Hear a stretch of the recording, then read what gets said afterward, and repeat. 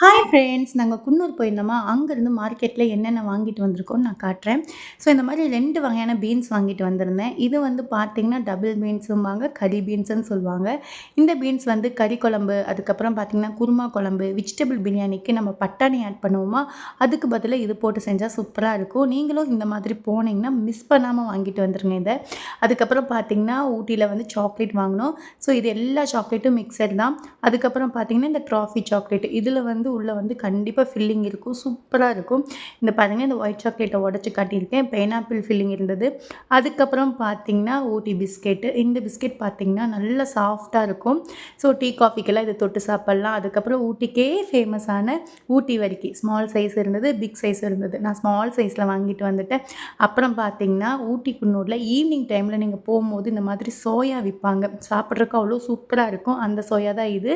அதுக்கப்புறம் உருளைக்கிழங்கும் வாங்கிட்டு கிளம்பிட்டோம்.